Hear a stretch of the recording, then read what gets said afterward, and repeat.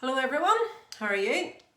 So today I want to talk about one of the top questions that I get asked, and definitely more so recently, is why am I waking up in the middle of the night? Um, and if you struggle to get a good night's sleep, you are definitely not alone. Research would say that about 35% of adults are short on sleep.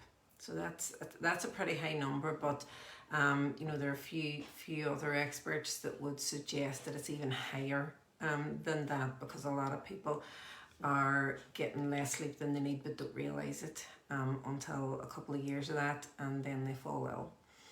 And I think, like, not surprisingly, the stress of the coronavirus, the pandemic, lockdowns, things like that have taken its toll and definitely not helping.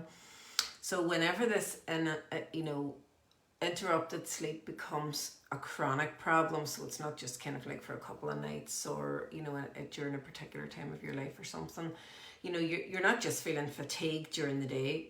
You are feeling fatigued during the day, but that's not all of it.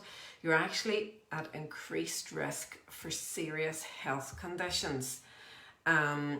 And like, they've studied a lot of people on night shift and shown that regularly working night shift work is associated with higher mortality rates. So that indicates the seriousness of not getting sleep and the importance of getting good quality sleep. Brain fog is one of those things that a lot of people will present with, and that's a common complaint amongst sleep deprived patients. Now, there's our clients. There are other reasons for having brain fog, but poor sleep is definitely one of the core ones. And other problems that are associated with poor quality sleep, could be increased pain. So if you suffer from pain, it could be increased pain, increased irritability, elevated blood pressure, higher cortisol levels, which can then lead to inflammation, and inflammation can predispose you to conditions like heart disease and dementia. So you're looking at that blood pressure, that heart disease, that dementia. These are all things which you've heard me speaking about on the lives before, that women are at higher risk of as we age for various reasons. Like, women are at higher risk of dementia, and high blood pressure and heart disease for different reasons, but that's for other lives. And many of my clients, either on my one-to-one work or in my programs, are overweight, and it's no coincidence that they may also suffer from poor sleep, either poor quality sleep or duration, because people who are overweight or obese are more likely to report insomnia or trouble sleeping than those who are not obese. And that's the result of lots and lots of studies. And there's evidence to suggest that obesity is associated with daytime sleepiness and that fatigue during the day as well. And there's various reasons for this, some which are known and some which are not fully understood. But it's suggested that being overweight can change the metabolism or the whole sleep-wake cycle in such a way that causes poor quality or your sleep quality to deteriorate. And then the physical effects of carrying excess weight can impact on sleep quality itself. Now, if that's something that you think that you need help with in terms of managing your weight, either losing weight or maintaining weight, or whatever, and if you want a nutritionally sound nutritional therapy approach, check out my website for my next weight loss program, which is coming up in a couple of weeks, or for one-to-one packages, right? Because these things are all linked in, and I can certainly help with that and have loads of testimonials for that. But let's talk about a bit more about sleep, because I promised you a whole list of reasons why. I think I've got about 15 different reasons, and sometimes, most times, I would suggest that it's never going to be just one thing. It's probably going to be a couple of things. But sometimes you can tick off a couple of boxes, and just like magic, you're sleeping better, right? So a bit more on good sleep. It doesn't just refresh you. Yes, we go to sleep, we want to get up in the morning, we want to be refreshed and ready to go about our day, but it also sets you up for optimal long-term health, which is what we want and which is what I want for my clients. I want them, not to be kind of going on the downhill at 50 plus, right? What we want to do is the best is yet to come. We want to be going at the day with loads of energy. So an ideal night's sleep is one where you sleep quite soundly for maybe 7 to 8 hours. Now the number of hours that you get to sleep is going to be very individual, and you'll determine that pretty much yourself by asking yourself how you feel whenever you wake up and how you get through the day. And so, if you're feeling fantastic when you wake up, refreshed when you wake up, and you go through the day until you're going to bed without feeling too much, fatigue, then, or sleepiness, then, you'll know that those, sometimes it's 6.5 hours. Generally, if I get a good 6.5 hours, I aim for 7, but if I get a good 6.5 hours, that works well for me. I've got plenty of energy and I'm not sleepy during the day. I would never really require naps during the day, anything like that. But I do go to bed early and I do get up early. I have actually started getting up at 5:30 in the morning. Various reasons for that. But anyway, I love it. I love those couple of hours in the morning before everybody else gets up. Now, while we're talking about the quantity of sleep being important, the quality of that sleep is going to say as important, more important, I don't know, but anyway, you've got to be looking at the quality of your sleep. If you're waking up in the middle of the night loads of times, that can limit the amount of time that you're in that deep rapid eye movement sleep, which kind of never lets your body totally relax into that sleep, and it can affect your cortisol levels, the waking up, which is essentially your stress hormone, and I talked about that before in terms of inflammation. So we really want to get, as much uninterrupted sleep as possible. Now, I don't get an uninterrupted sleep. I will generally waken up once or twice, but can always get back to sleep. And there are different sleep cycles that I explain in sleep workshops and things. So if you're kind of getting an hour and a half or 2 hours and then getting back to sleep in an hour and a half and 2 hours, and you can kind of go through cycles like that, then that works well. It's really all about how you feel whenever you waking up and how that's getting you through the day. That's how you'll know if you're getting good quality sleep. But to really look at treating nighttime waking up, it's important to first address the root of the problem. And I do want to outline some of the most common reasons that you can't stay asleep, and squeeze in a few tips on managing them, right?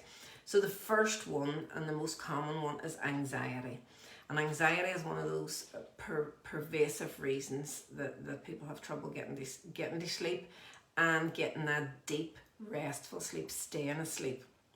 Because if there's anxiety there, you're not going to fall asleep until you're absolutely exhausted, but you're not going to get into that deep sleep because these anxious thoughts are going through the head, and so then that makes you much more wakeful. So it's just finding ways and there's no hack for anxiety, but ways to deal with it and to kind of just be trying to dial that down before going to sleep. Keeping a journal and a pen by your bed so that you can jot down your thoughts when your mind is racing in the middle of the night is a very well-known one. But also, and I have started this, is trying journaling right before bed, right? I'm in bed and journaling then, so that you can kind of try to rid any of the anxious thoughts, or park them, I suppose. That's kind of what you're doing. You're parking them. So that's one tip. And then avoiding your phone when you can't sleep, right? So if you're not a good sleeper, you do not want to have that phone anywhere near you for a whole lot of reasons, right? Not only does the blue light that the phone emits interfere with your sleep-wake cycle, your body's circadian rhythm, the mental stimulation, and often the anxiety that you experience when doing things like checking your social media, checking your emails, makes it hard to relax. So, that's a couple of tips there, a wee bit of journaling and the phone. So the blue light, definitely, I mentioned with the phone, but all of your screens, your phone, your tablet, television, computer, anything like that, all emit blue light, which stimulates your pineal gland to wake you up. So you're sending mixed signals. You're sitting in your bed, you want to go to sleep, you're on the phone, that's sending a signal to say, waking up. So avoid electronics for at least 2 hours before bed. And then caffeine. So anybody who knows me knows I love my coffee, right? But avoid caffeine after noon. Definitely no later than 2 o'clock. Because not only can caffeine rev you up and lead to restless sleep, it's like as a diuretic, it can increase your chances that you're going to have to waken up to go to the loo. But the caffeine itself has like a half-life of between 5 and 6 hours, which basically means if you have a cup of coffee at 2 o'clock in the afternoon, half of it's still going to be in your system at 8 o'clock at night. And one of the studies that I read found that consuming caffeine 6 hours before bedtime reduced total sleep time by 1 hour. And 1 hour, you're reducing your total sleep time by 1 hour. That's a lot. Okay, so don't want to be doing that. So I will not be having coffee definitely not after 2, but most times not after 12. On a Friday, I always have a wee cup of coffee after my Friday lives. So the thing about the caffeine as well, and a lot of these issues come at us on a kind of like hit us like a truck whenever we're that bit older, right?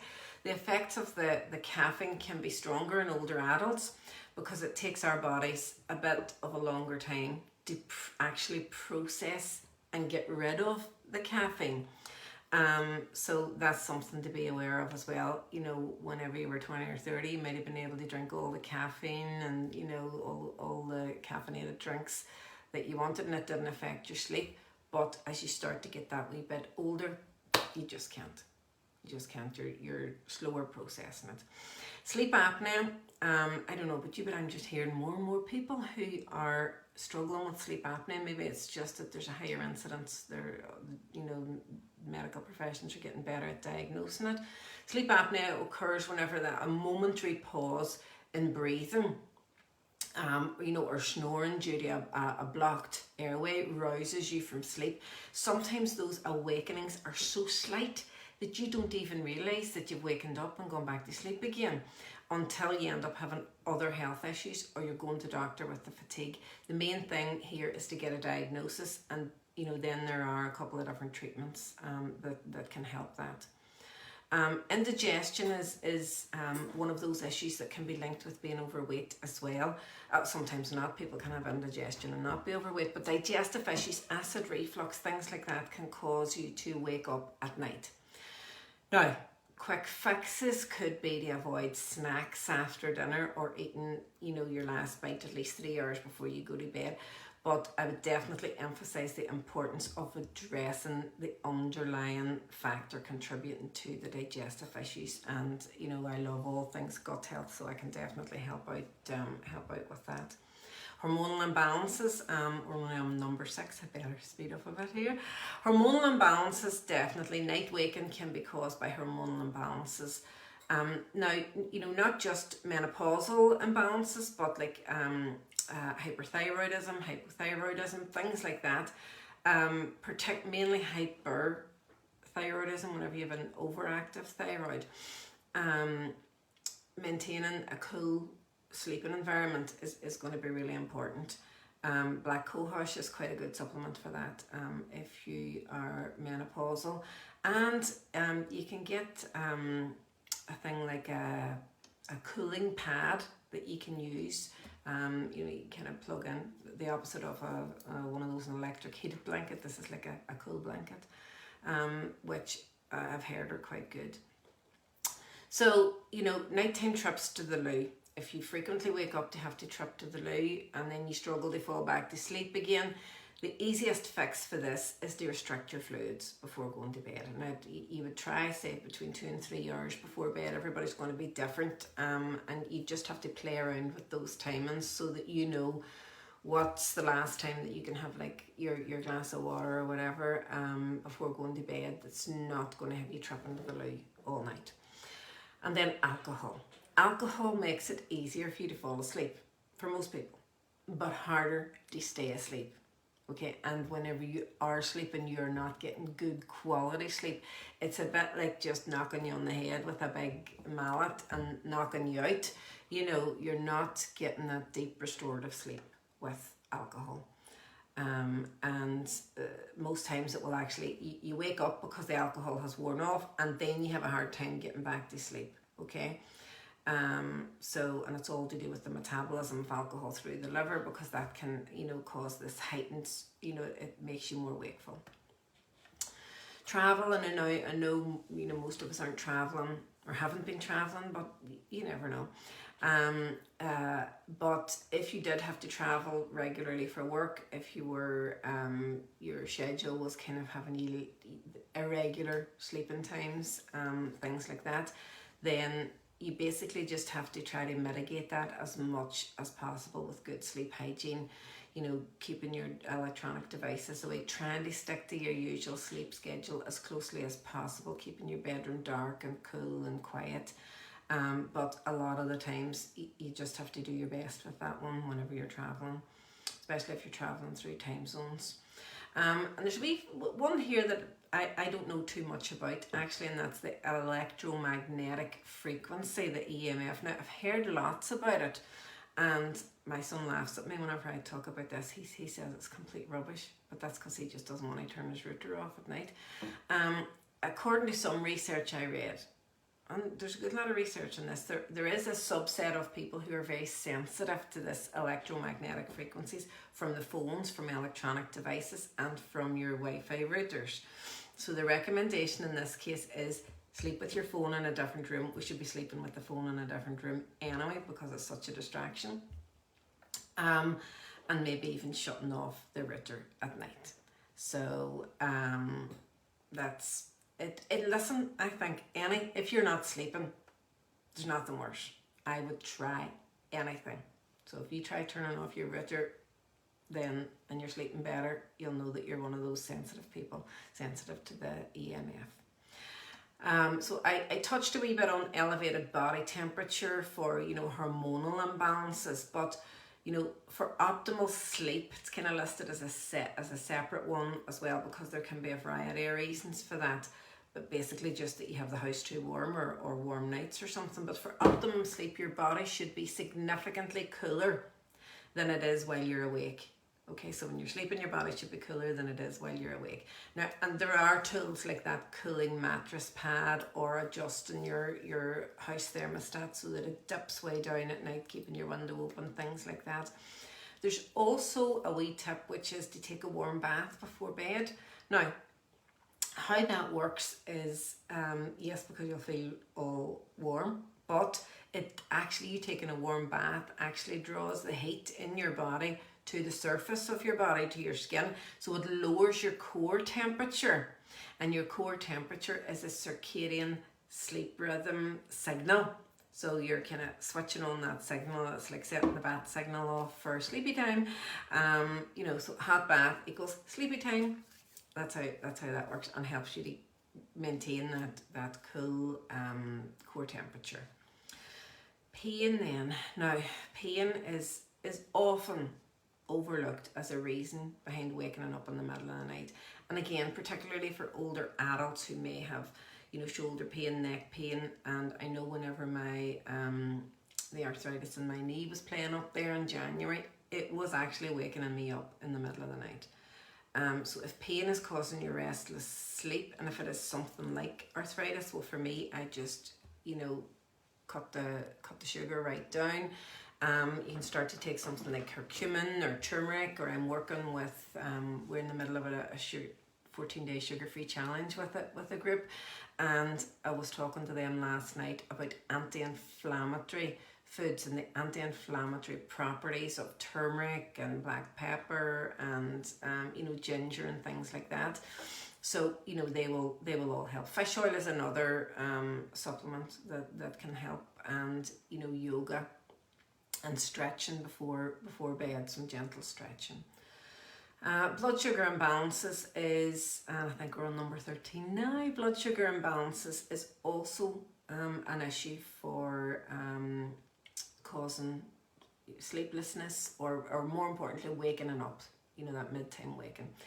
It would be low blood sugar. Now, this could be like if you're suffering from high blood sugar, because they have low blood sugar, your blood sugar is generally high first of all, and then you're dipping way down. Okay, so that's another factor in waking up, and it can often be neglected. Generally, health experts will say don't eat for 2 to 3 hours before you go to bed. I will tell clients this. You give your digestive system a rest. You don't want anything to be having to work too hard whenever you're sleeping, because that can cause just kind of like stress at night. But if you're one of those people that feels that you're getting a blood sugar dip, right? If you don't get enough calories and your blood sugar drops in the middle of the night, you might wake up hungry. If you find yourself rifling the cupboards, coming down at 2 o'clock in the morning and thinking, I'm hungry,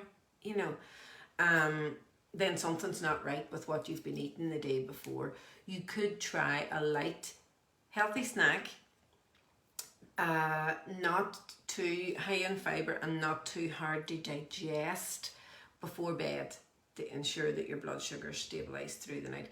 And I suppose it kind of takes me back to thinking some people used to have like a wee bowl of cereal, before going to bed, and it will be that sort of thing. There are loads of wee snacks, a couple of oat cakes, things like that. Restless leg syndrome is another one. Now, restless leg syndrome is described as an indescribable urge to move your legs and your feet, right, which can contribute to nighttime waking. I used to suffer from that a lot.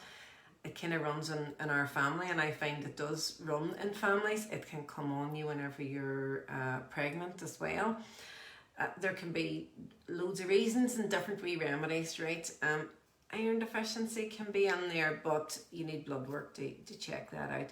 I do have a few they're almost old wivesy sort of remedies. Magnesium is a good one. That's not old wives. That would be like a relaxant that I do often suggest for clients.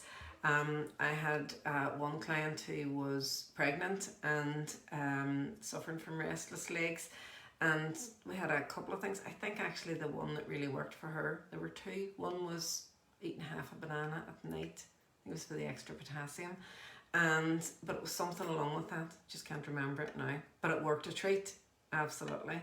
And then leg cramps. I get this.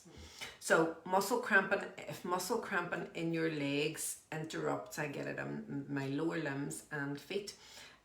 This can be a sign of either electrolyte, calcium or magnesium imbalance. And I find whenever I haven't been taking my magnesium supplements, there they are, they just happen to be sitting there, that gets worse, right? And there's a particular type of magnesium that works best before bed. It just depends. So that's, I got through the whole 15. Oh gosh, but I went on for a wee bit too long today. Sorry about that. But what you're looking at is kind of like trying to identify if any one of those is your why, then you want to work on that and tick off as many of them as you can. And if that seems a bit overwhelming for you and you need some help with that, then definitely just give me a call. Check out my website. There are a few different ways that you can work with me, and if you're on Instagram, all the links will be on my bio. So I hope you enjoy the rest of your day and sleep well tonight. Bye for now.